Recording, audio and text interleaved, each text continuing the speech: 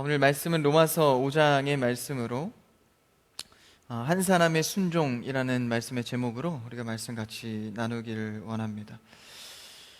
오늘 말씀은 로마서에서 이제 여러 가지 교리적인 부분을 다루는 중에 오늘의 말씀이 구원, 하나님의 구원의 문제에 있어서 이 아담 때부터 거슬러 올라갑니다.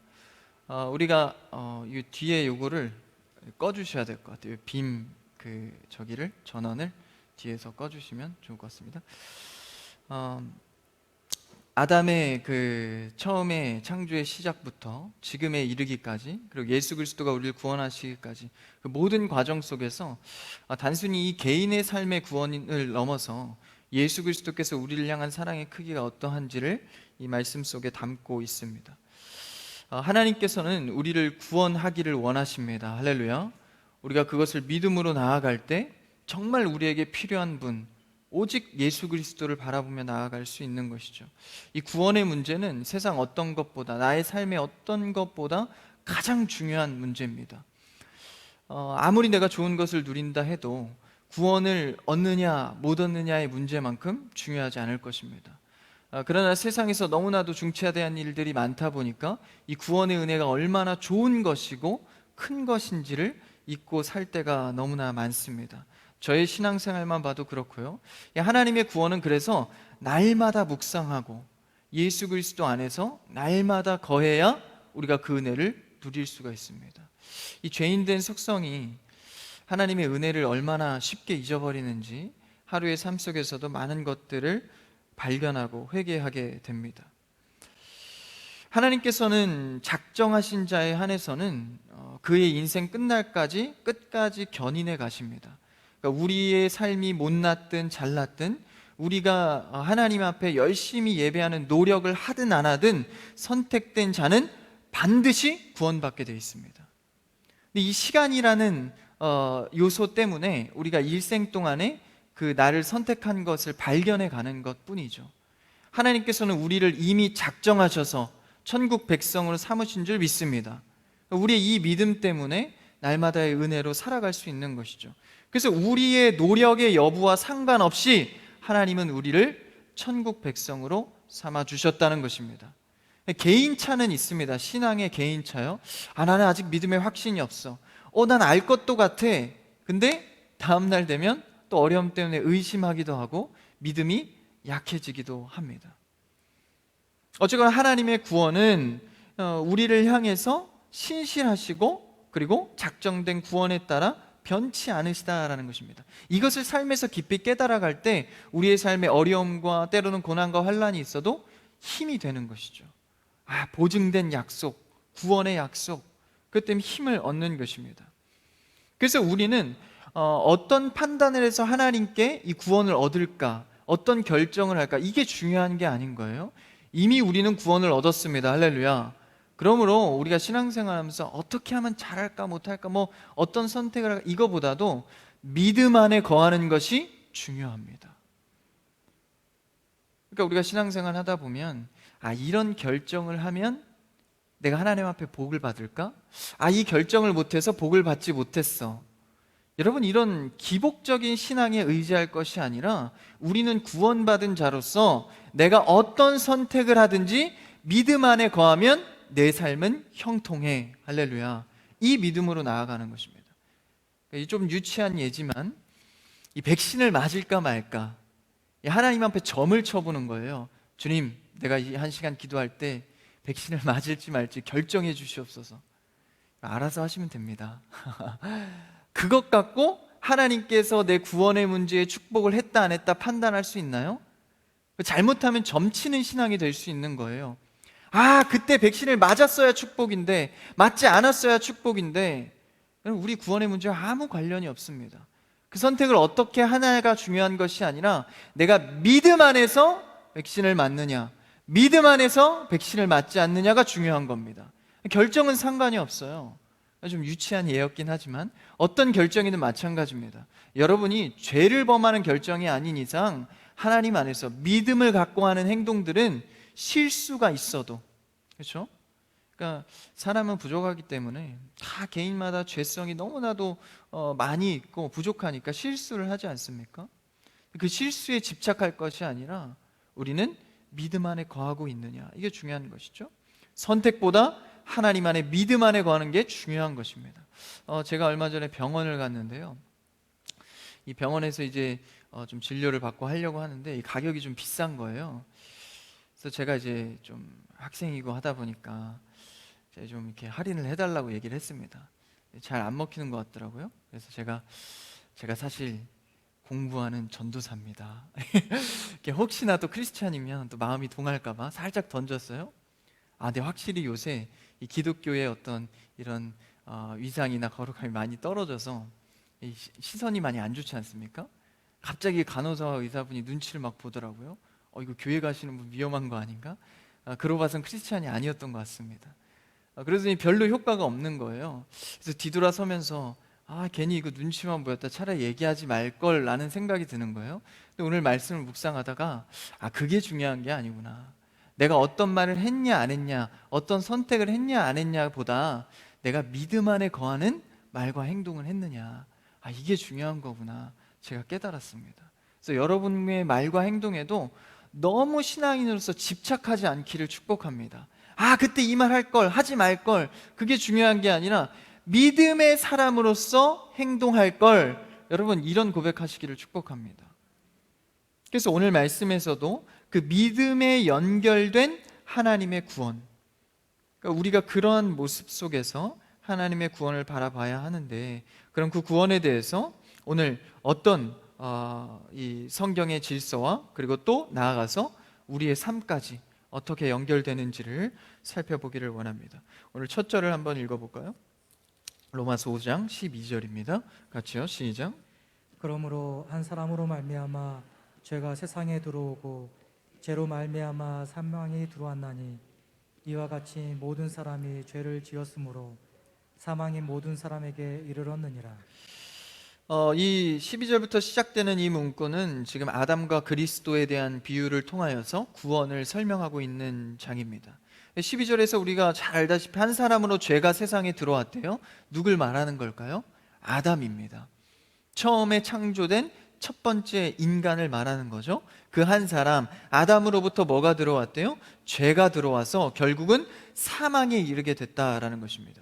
그래서 모든 사람이 이 죄를 얻게 되거나 전가된 게 아니라 뭐라 그래요? 죄를 지었다고 말씀하십니다. 이게 조금 우리가 헷갈리고 이해가 안 가는 거예요. 아담이 죄를 져서 이 세상에 죄가 들어와서 사망이 생겼는데 그 아담이라는 녀석, 그 놈 때문에 나까지 죄에 물들어서 이렇게 어려운 삶을 사는구나, 이런 생각을 하게 된다라는 거예요. 근데 오늘 말씀에서 헷갈리게도 모든 사람이 죄를 지었다라고 말씀하고 계십니다. 그러니까 아담 때문에 내가 죄가 전가돼서 이렇게 사는 줄 알았는데 12절에 정확한 교리적으로 성경적으로 보니까 내가, 모든 사람이, 다시 말하면 내가 죄를 지었다는 것입니다. 마치 이게 좀 억울해 보일 수도 있습니다. 그러니까 한 사람의 죄로 말미암아 사망에 이르게 되고 전 인류에게 영향을 줬다라는 것입니다. 근데 그 영향이 단순히 아담 때문이 아니라 나도 같이 죄를 졌다는 거예요. 내가 무슨 죄를 지었나? 그럼 모든 인류가 아담의 죄를 모방한 것처럼 또 따라간 것처럼 우리가 생각하지만 실제로는 우리도 죄를 지었다는 것입니다. 이것은 대표성의 원리입니다. 그러니까 대표성의 원리라고 생각할 때 어떤 팀이나 그룹이 있으면 전쟁을 하거나 스포츠를 하거나 대결을 하면 어떤 한 사람이 승리하면 그 팀이 후보건 어떤 역할을 하든지 소속돼 있으면 어떻게 되죠? 그 팀이 승리한 겁니다. 마치 올림픽에 나와서 한국 선수들이 승리하면 누구의 승리죠? 한국의 승리가 되는 것처럼 말입니다. 그게 바로 대표성의 원리입니다. 근데 성경에서 말하는 대표성의 원리는 이것을 한 차원 더 뛰어넘습니다. 그러니까 단순히 아담이 인간의 대표니까 우리도 죄를 지었나 보다가 아니라 아담의 범죄는 곧 나의 범죄로 동일하다는 것입니다. 그러니까 대표성의 원리가 조금 더 깊죠. 그러니까 아담으로 죄인 취급받는 게 아니라 나 자체가 죄인이라는 거예요. 그래서 다윗이 이렇게 고백하죠. 나는 어머니 모태 중에서부터 죄악 중에 태어난 자다라고 고백합니다. 다윗이 무슨 모태부터 죄악을 지어요. 그래서 자라가면서 죄악을 지었는데 그렇게 고백하지 않아요. 다윗은 내가 모태부터 출발점부터 난 죄인이었다. 죄를 지었다 라고 말하는 것입니다. 그게 바로 성경적 대표성의 원리입니다. 그러니까 우리가 그냥 이치로 생각하는 대표성의 원리를 뛰어넘은 것이죠. 그것을 조금 더 잘 설명할 수 있는 것이 바로 아브라함의 사건입니다.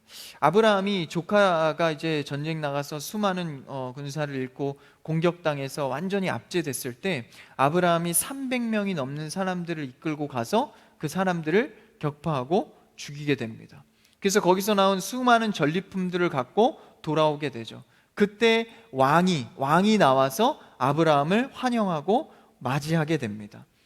우리가 잘 아는 멜기세덱이라는 왕입니다. 이 왕에 대한 설명은 많지가 않아요. 근데 이 왕이 아브라함이 승리하고 돌아왔을 때 마중을 하죠. 그때 아브라함이 그 왕에게 11조를 드립니다. 근데 그 멜기세덱을 표현할 때 뭐라고 하죠? 영원한 제사장의 역할, 하나님의 아들과 닮았다라고 표현을 합니다. 그러니까 그리스도의 예표가 되는 게 멜기세덱 왕입니다. 그에게 아브라함이 11조의 예물을 드리게 됩니다. 그러면서 항상 제사장으로 있다라고 표현하죠. 그게 이제 예수 그리스도의 예표된 그림입니다. 근데 여기서 이제 11조를 드리면서 그 장면을 한번 읽어볼까요? 히브리서 7장 2절에서 3절인데요. 한번 띄워주시면 멜기세덱이 나오는 장입니다. 같이요. 시작. 아브라함이 모든 것의 10분의 1을 그에게 나누어 주니라. 그 이름을 해석하면 먼저는 의의 왕이요 그 다음은 살렘 왕이니 곧 평강의 왕. 이것만 봐도 예수 그리스도의 예표가 느껴지죠. 그렇게 11조를 드립니다. 그때 3절입니다. 3절 시작. 아버지도 없고 어머니도 없고 족보도 없고 시작한 날도 없고 생명의 끝도 없어 하나님의 아들과 닮아서 항상 제사장으로 있느니라. 누구에 대한 표현이에요? 멜기세덱에 대한 표현입니다. 영원한 제사장 예수 그리스도를 예표하고 있는 그림이죠. 이렇게 아브라함이 드리는데 이 예물을 아브라함이 드림으로 말미암아 형성되는 대표성의 원리가 하나 생기는데 그게 7장 뒤에 9절에서 10절에 나옵니다. 한번 읽어볼까요? 시작. 또한 10분의 1을 받는 레위도 아브라함으로 말미암아 10분의 1을 바쳤다고 할 수 있나니 10절이요. 이는 멜기세덱의 아브라함을 만날 때에 레위는 이미 자기 조상의 허리에 있었습니다. 아니 아브라함이 지금 11조를 드렸는데 레위 지파는 지금 아직 멀고도 먼 세대입니다. 엄청 먼 세대인데 수백 년 뒤의 세대인데 그 세대 보고 뭐라 그래요? 같이 11조를 드렸다는 거예요. 그러면서 10절에 뭐라고 합니까? 레위는 이미 자기 조상의 아브라함의 허리에 있었다는 거예요. 이미 같이 그 조상의 뿌리대로 11조를 드렸다라는 것입니다. 이게 성경적 대표성의 원리입니다. 아브라함이 했으니까 그에 따라 레위도 할 거야가 아니라 이미 한 거라는 거예요. 그러니까 시간과 공간을 초월하는 것이죠. 아담도 마찬가지입니다. 아담이 지은 죄로 사망에 이른 것은 인간으로서의 대표성의 원리, 직접적인 대표성의 원리이므로 오늘날 나의 죄가 아담의 죄와 동일하다라는 것입니다. 그렇게 전가가 된 거예요. 그러니까 아담의 범죄에 아담의 허리에는 누가 있는 겁니까? 내가 있는 겁니다. 아담이 죄인 취급받아서 나도 죄인 취급받는 게 아니라 아담이 죄인됨으로 말미암아 나도 그대로 죄인이 됐다는 겁니다. 그게 성경의 지금 대표성의 원리입니다. 그래서 모태에서부터 죄악으로 출발한 다윗의 고백처럼 그래서 우리가 그 죄인됨을 뼈저리게 느낄 때 비로소 뭘 찾을 수 있습니까? 비로소 예수 그리스도를 찾을 수 있는 조건이 되는 겁니다. 그러니까 우리가 이 대표성의 원리로 죄의식이 안 오면 내가 지은 죄로 죄인인 줄 아는 거예요. 여러분 그것은 굳이 그리스도가 필요 없습니다. 왜요? 내가 지은 죄 그냥 사람들에게 용서받고 잘하면 됩니다. 열심히 죄 안 지으려고 살면 되는 거예요. 노력하면 이룰 수 있는 겁니다. 근데 대표성의 죄는 아무리 노력해도 해결이 안 되는 겁니다. 그러니까 그 아담의 죄에 대한 뿌리 깊은 그 죄인된 그 죄성이 내 안에 들어와야 내가 예수 그리스도를 찾을 수 있다는 것입니다. 그러니까 우리가 단순한 죄로 예수 그리스도를 자꾸 찾고 회개하는 것은 그냥 오늘날 내가 불안해서 찾는 예수 그리스도에 불과할 수 있다는 것입니다. 여러분, 우리는 지은 죄에 대해서만 회개할 것이 아니라 정말 아담 때부터 내려온 내 뿌리 깊은 이 죄성, 날마다 걷어내도 또 올라오는 이 죄성을 놓고 아파할 수 있는 여러분 되기를 축복합니다. 그 아파함으로 말미암아 온전한 예수 그리스도의 위로와 은혜가 생긴다라는 것입니다. 그러니까 중보자의 필요를 느끼는 거예요. 그래서 구속의 주님을 바라보게 되는 것이죠. 아, 진짜 나는 오직 예수 그리스도만이 나를 살릴 수 있구나.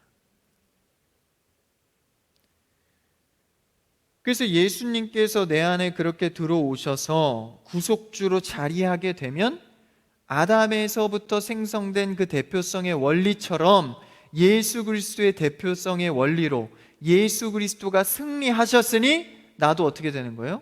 나도 승리하게 되는 겁니다. 그러니까 이 아담의 대표성의 원리, 그리스도의 대표성의 원리가 같이 가야 되는 거예요. 아담의 대표성의 원리를 제대로 내가 인지하고 아멘으로 고백하지 못하면 예수 그리스도의 대표성의 원리도 내 안에 들어올 수가 없는 겁니다. 그러니까 성경적 사람이 돼야 성경적 해결을 받을 수 있는 것입니다. 여러분은 얼마나 예수 그리스도를 이해하고 인식하고 계십니까? 그래서 아담이 그 하나님과의 계약 속에서 죄악을 짓지 않습니까? 어떤 계약을 맺었죠?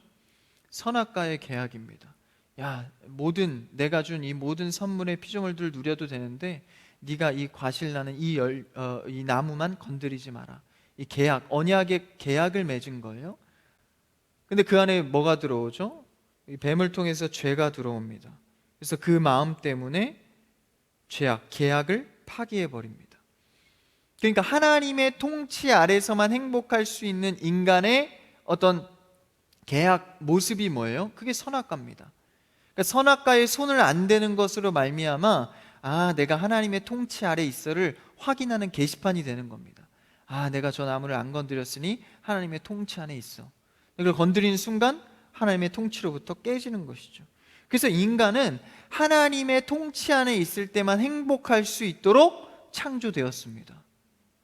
그 하나님의 통치를 자꾸 내가 죄로 깨버리면 행복이 달아나는 거예요. 돈으로 깨버리고 내 권위로 깨버리고 자존심과 전통과 내가 지키고 싶은 자존심으로 하나님의 통치를 깨버리는 겁니다. 선악과에 자꾸 손을 대는 거예요. 그러면 내가 행복할 것 같지만, 뱀도 뭐라 그랬어요? 이거 먹으면 하나님과 같이 되니까 행복할 거야. 유혹하지 않습니까? 그걸 덜컥 잡았다가 내 행복을 줄 알았는데 오히려 깼다라는 거예요. 그래서 이 죄악은 내가 하나님의 통치 없이 자존하려는 마음, 그렇죠? 내가 스스로 행복할 수 있어. 자존하려는 마음 때문에, 독립하려 하는 마음 때문에 하나님의 통치에 벗어나게 되는 것이죠. 불행이 오는 것입니다. 그러니까 이 자존하려는 마음이 뭡니까? 바로 불순종입니다. 나 혼자 할 수 있어. 내가 할 수 있어. 그래서 우리 크리스찬들의 반대된 고백은 뭐죠? 주님, 나는 아무것도 할 수 없습니다. 그때 행복이 오는 겁니다. 죽음의 문제가 해결이 되고 죽음의 문제 속에서도 내가 자유함을 얻게 되는 것이죠. 그래서 예수 그리스도 구속 주님이 내 안에 들어올 때 이런 행복감을 누릴 수 있는 것입니다. 그래서 그걸 어떻게 표현합니까? 오늘 본문으로 돌아와서 5장 14절을 한번 읽어볼까요? 본문 14절입니다. 시작. 그러나 아담으로부터 모세까지 아담의 범죄와 같은 죄를 짓지 아니한 자들까지도 사망의 왕노릇하였나니 아담은 오실 자의 모형이라. 보니까 아담으로부터 어떻게 됩니까? 아담 한 사람으로부터 말미암아 14절에 보니까 사망이 왕노릇을 하였다라는 거예요. 누가 왕노릇 해야 됩니까? 사실 하나님이 왕노릇 해야 되는데, 예수 그리스도가 내 안에서 왕노릇 해야 되는데 사망이, 죄악이 내 안에서 왕노릇을 했다는 겁니다. 세상적인 사람이 되는 것이죠. 왕이라는 것은 무엇일까요? 왕의 직분, 그러니까 성경적 왕의 직분의 역할은 주는 것입니다. 은혜도 주시고 창조해서 이 세상도 주시고, 왕은 줄 수 있는 권한을 가진 자입니다. 그러니까 성경적 왕이라는 것은 주는 걸 의미합니다. 그러니까 우리가 뭘 받았죠? 하나님 안에서 수많은 이렇게 자연 환경 누릴 수 있는 것들을 받았습니다. 근데 가장 중요한 왕으로서 예수 그리스도께 우리가 받은 것은 바로 생명입니다. 근데 그걸 어떤 식으로 받았죠? 예수 그리스도 자체로, 예수 그리스도의 의의 전가라고 합니다. 예수 그리스도를 전가받은 거예요. 마치 누구의 죄를 전가받듯이, 아담의 죄를 그대로 전가받듯이. 아브라함이 11조를 드렸는데 레위가 조상 허리에 있어서 그대로 드린 것과 같이 예수 그리스도의 의의 승리가 내 안에 들어와서 전가를 받은 겁니다. 그래서 예수 그리스도를 왕이라 말하는 것은 그분이 나에게 줄 수 있다는 거예요. 뭘? 의를, 온전한 생명을 줄 수 있다는 것입니다. 그래서 예수 그리스도께서 의의 전가, 나에게 온전히 그 의를 주심으로 말미암아 어떻게 되죠? 그리스도와 연합이 되는 것입니다. 내 안에 들어와, 그러니까 내가 그리스도와 함께 죽고 함께 사는 것, 생명을 주신 거예요. 근데 이게 좀 추상적이죠. 연합? 그래서 어떻게 됐다는 거야? 그 방법이 바로 성령의 방법입니다. 그러니까 성령 하나님을 통해서 우리에게 그리스도를 전가시킨 것입니다. 그래서 우리가 성령 충만 말하는 것이 그리스도의 의가 내 안에 충만하게 해 주시옵소서라고 고백하는 겁니다. 다시 정리하면 예수 그리스도가 나를 살리는 그 새 생명의 의의 전가가 성령의 능력으로 나에게 왔다라는 거예요. 그러니까 예수 그리스도는 부활 승천하서 우리에게 보이지 않지 않습니까? 예수님이 뭐라고 말씀하시죠? 너희에게 성령이 올 거야. 그게 곧 예수 그리스도 나의 사역이야, 나의 의의 전가야 말씀하시는 것이죠. 그래서 우리는 성령 하나님의 임재를 통해서 이제 뭘 받는 겁니까? 예수 그리스도의 은혜를 받는 것입니다. 여러분, 오늘도 성령 충만하기를 기도하시기를 축복합니다. 그게 바로 생명 주신 예수 그리스도의 은혜라는 것이죠. 여러분, 이게 있으면 내 믿음을 통해서 어떤 축복이 올까, 뭐가 이루어질까, 이런 걸 말하는 게 아니라 근본적인 예수 그리스도로 인한 축복의 삶을 우리가 받는 것입니다. 그러니까 어떤 기도로서 뭘 해결하려고 자꾸 믿으면 뭐가 좋아져요? 여러분, 이 말이 굉장히 이 성경적으로 위험한 말입니다. 믿으면 뭐가 좋아지냐니요, 믿는 자체가 좋은 것입니다. 할렐루야. 왜요? 믿으면 예수 그리스도의 의의 전가로 우리는 구원 백성으로 인정받기 때문입니다. 이거보다 좋은 게 어디 있겠어요? 이거보다 좋은 걸 자꾸 찾으려니까 예수 그리스도를 이용하는 겁니다. 주님 통해서 나 돈 좀 벌게 해주세요. 주님 통해서 나 행복하게 좀 해주세요. 여러분, 이미 주님 예수 그리스도를 믿는 것으로 행복한 것입니다. 할렐루야. 그래서 돈에 연연하지 않고 사람에 연연하지 않고 행복할 수 있는 것입니다. 그래서 예수 그리스도 안에서 돈도 벌고 예수 그리스도 안에서 사람도 사귀면 어떤 어려움과 풍파가 와도 행복을 지켜갈 수 있는 것이죠. 이게 크리스찬의 사는 방법입니다. 자꾸 이게 힘이 떨어지면 뭘 기도해야 돼요? 방법적인 거, 성령 충만함을 구해야 합니다. 그래서 우리가 믿음 지키면 무슨 보상해달라는 식으로 하나님께 자꾸 들이대는 것은 옳지 못한 행동입니다. 왜요? 우리는 믿음을 통해서 이미 구원이라는 너무나도 큰 사랑을 받았기 때문입니다. 그래서 우리 찬양하는 거 아니에요? 여러분, 찬양하면 뭐 받으려고 하십니까? 너무 행복하고 감사해서 드리는 고백 아닙니까? 이 고백을 때묻지 않도록 여러분들이 성령 하나님으로 축복된 삶을 살아가기를 축복합니다. 예수 그리스도를 믿는 것으로 얼마나 행복하냐 말이죠. 그래서 예수님께서 이것을 위해서 우리를 이 불순종하여 하나님의 통치가 끊어진 우리를 죽음으로써 해결하신 겁니다. 그러니까 예수 그리스도가 죽는 게 내 안에 곧 전가되면 뭐예요? 저도 같이 죽는 겁니다. 나도 같이 죽는 거기 때문에 하나님 앞에서 새 피조물이 될 수 있는 것이죠. 예수 그리스도를 구주라 고백하는 자들은 예수 그리스도와 함께 죽은 자들입니다.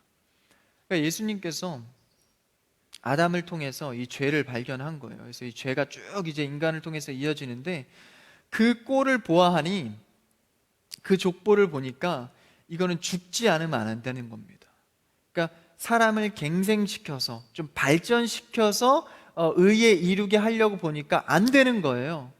구약에서 계속 깨달아가지 않습니까? 출애굽기에서 안 되고, 가나안 땅 와서 사사기 안 되고, 왕정시대 안 되고, 계속 안 되는 거예요.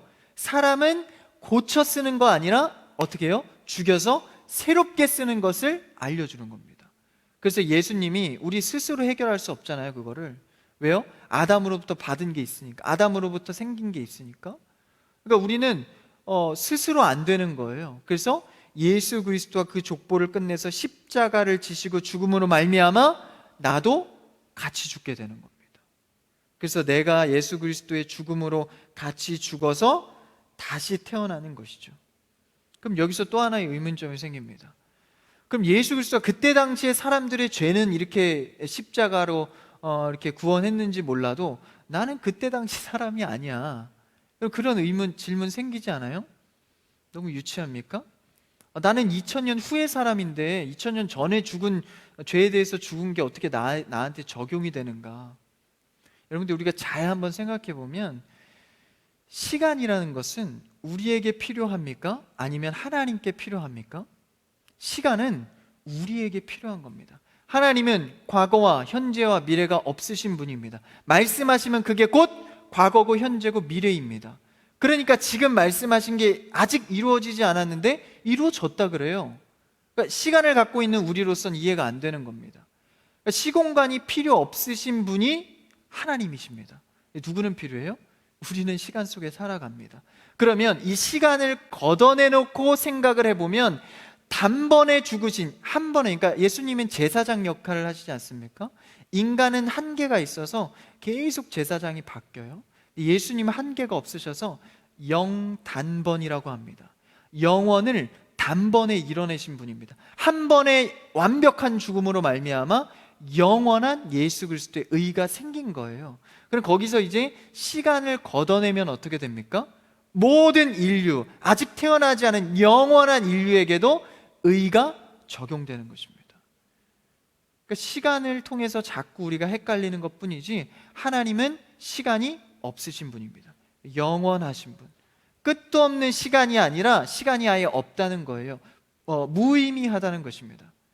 그런 하나님 앞에 예수 그리스도의 이 대표성의 원리 속에서 얼마나 귀한 우리가 은혜를 받은 것인지를 날마다 깨달아가야 합니다. 야, 내가 정말 하나님 앞에 영단번의 은혜를 지금까지 내가 누리고 있구나. 그러나 오늘 나는 아담에 의해 전가 때문에 오늘 하루도 수많은 죄에 살고 있으니 주님, 이 죄인을 어찌하겠습니까? 사도 바울이 이것을 깨달으니까 주님 앞에 나는 정말 괴수입니다. 죄인 중에 괴수입니다. 나의 의는 하나도 없습니다. 내가 습득한 지식이 하나님의 이 영단번의 은혜에 비춰보니까 배설물과도 같습니다. 이런 의아한 고백을 하는 거예요.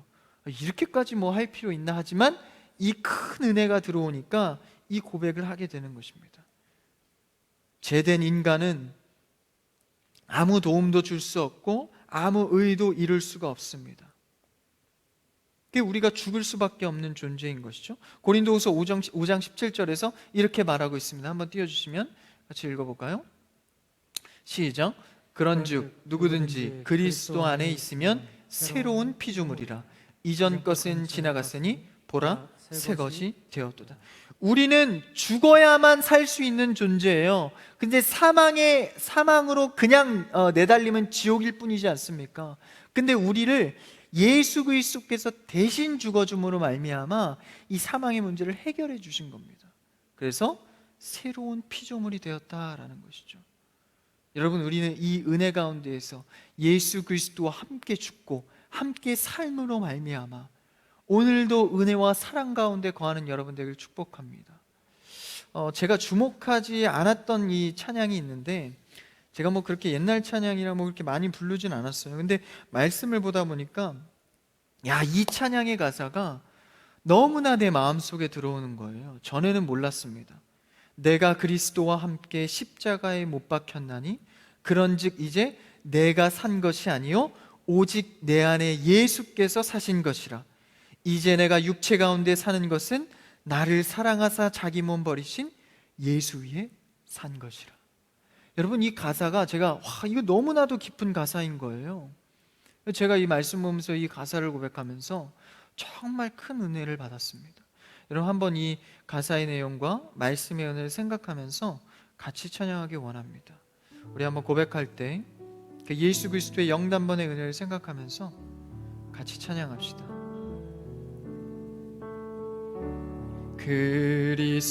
그리스도와 함께 십자가에 못 박혔나니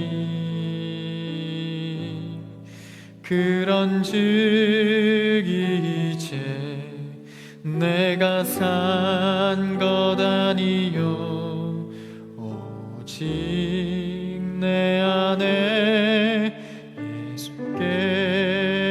예수께서 사신 것이라. 이제 내가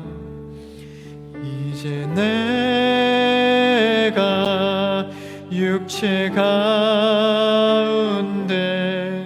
사는 것을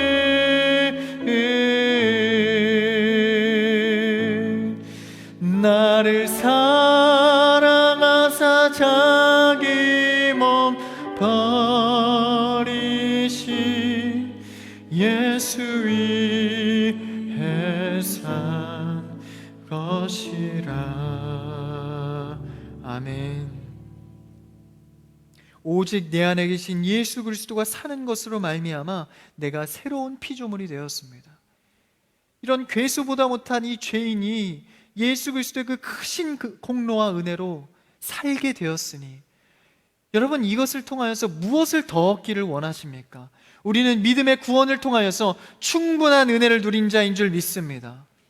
그래서 우리가 말씀 듣고 말씀에 결단할 때요, 내가 어떤 말씀의 율법으로 지켜야지 보다 내가 그냥 사랑과 믿음의 은혜가 들어오면 그냥 모든 죄의 문제는 내가 지키려고 나아가는 것입니다. 거짓말하지 마십시오, 무엇을 하십시오. 여러분 이것보다 예수 그리스도는 여러분을 위해 죽으셨습니다, 이 결단의 고백이 내 안에 들어온다면 모든 실천의 문제들이 자유하게 해결될 것입니다. 저도 그런 걸 느껴요. 하나님의 충만하신 은혜와 성령의 감동이 때로는 모든 죄를 이겨내게 합니다. 이 죄의 항목 이겨야지 이 결단보다 예수 그리스도의 사랑과 은혜가 더 큰 줄 믿습니다. 그래서 불순종할 수밖에 없는 우리를 순종의 길로 이끌어가는 것이죠. 그래서 우리는 예수 그리스도가 십자가에 못 박히셨을 때 같이 못 박힌 것입니다. 우리 얼마나 좋습니까? 예수 그리스도께서 다 공로로 이루어주지 않았습니까? 그런데 우리가 한 발짝 더 나아갈 것은 우리를 죽을 자리에서 살리신 것, 그것으로 끝나는 게 아니라 이제 뭐로 향해 가죠? 구원된 백성으로 구원의 끝자리까지 우리를 이제 이끌어가는 것입니다. 그러니까 아까 시간 얘기를 잠깐 했는데 우리는 이미 구원받은 자들입니다. 할렐루야. 근데 우리가 뭐 때문에 이 삶을 살아가죠? 구원받았으면 그냥 바로 천국 가서 주님과 함께 예배하면 되는데 이 시간이라는 것 때문에 이 구원의 여정이 이 시간이 걸리는 것입니다. 근데 사실 다시 한번 이 시간을 걷어내보면 뭐예요? 우린 이미 구원을 누린 자입니다. 그러니까 오늘의 시간을 마치 내일 10년, 20년 지나 내가 죽고 나면 구원을 누릴 것처럼 사는 게 아니라 이미 구원받은 자로서 오늘을 살아낼 수 있는 여러분 되기를 축복합니다. 우리가 얼마나 좋은 사람들입니까? 십자가로 담보된 거예요. 그러니까 구원으로서 더 이상 흔들리지 않아도 되는 겁니다. 십자가의 담보가 내 안에 있기 때문에 확신한 증거가 있는 것이죠. 시간 속에서 이제 펼쳐질 뿐입니다. 진짜 예수 그리스도가 나를 사랑하시는구나, 예수 그리스도가 날 위해 죽으셨구나, 그 시간 속에 확인만 하면 되는 겁니다. 그래서 우리의 믿음은 자유함이 있다 이렇게 말하는 것이죠. 그래서 전에는 사망의 자리에서 죽어가고 있었지만 예수 그리스도가 새 생명으로 옮겨놨으니 그 삶을 살아가는 것입니다. 그 내용이 오늘 말씀에 이제 16절, 17절, 18절에서 길게 열거하고 있는 것이죠. 16절을 한번 읽어볼까요? 16절입니다. 시작.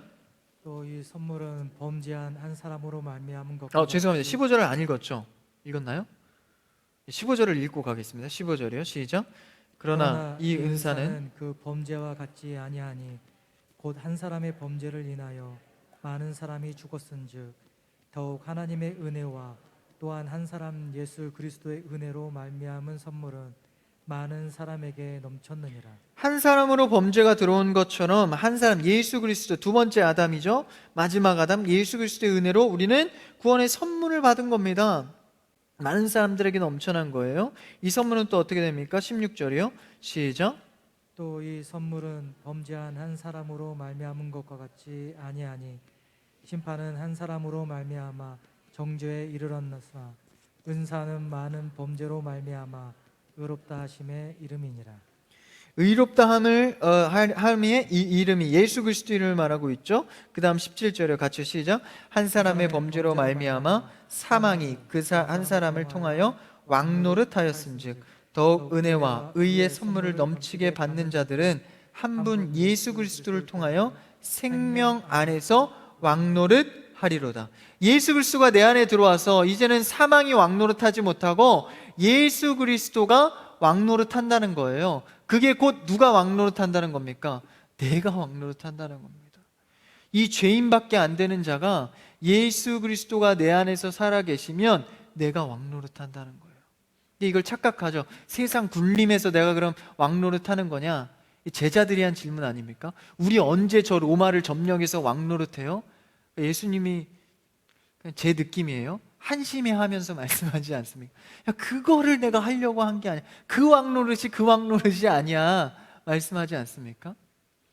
내가 죄를 이겨서 죄로부터 승리해서 왕이 되었으니 너희도 사망의 왕을 벗어버리는 왕이 된다라는 거예요. 그러니까 죄악을 제패하는 자가 된다는 겁니다. 십자가 때문에 더 이상 죄에 연연하지 않아도 된다는 거예요. 그 왕노릇을 말하고 있는 겁니다.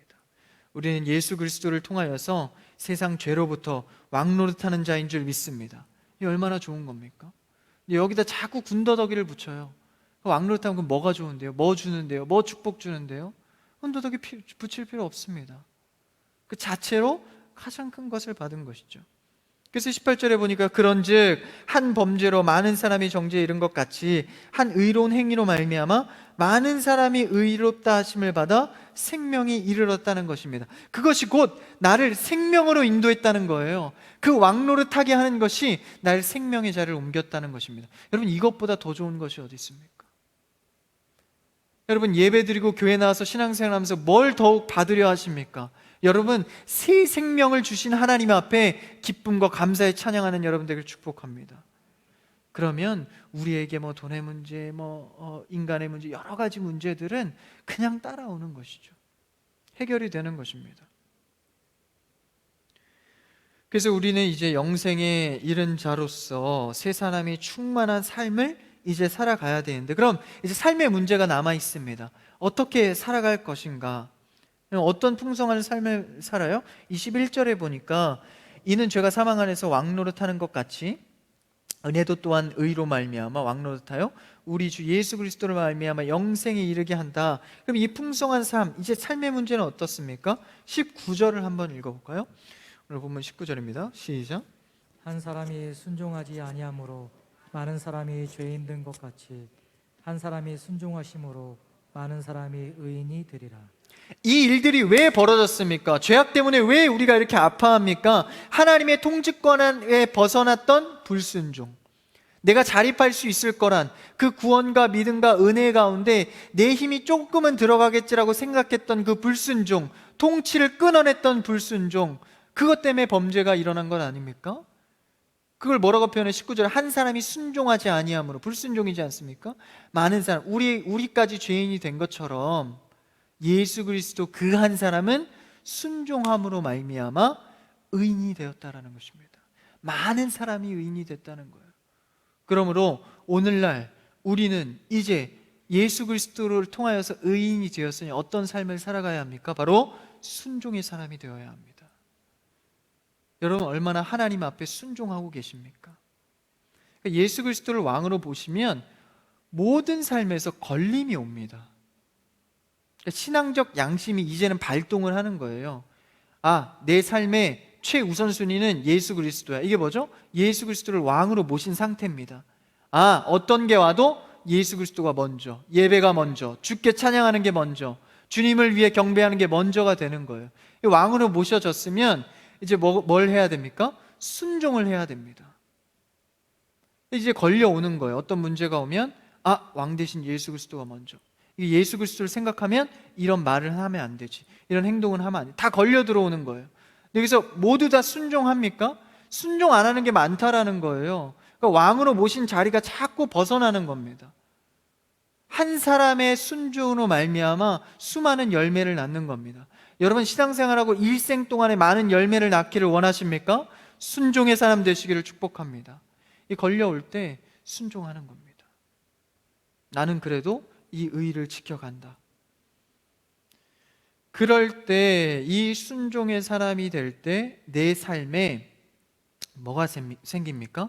풍성한 삶, 다시 말해서 질적인 문제가 해결이 되는, 그러니까 우리의 삶의 질이 높아지는 겁니다.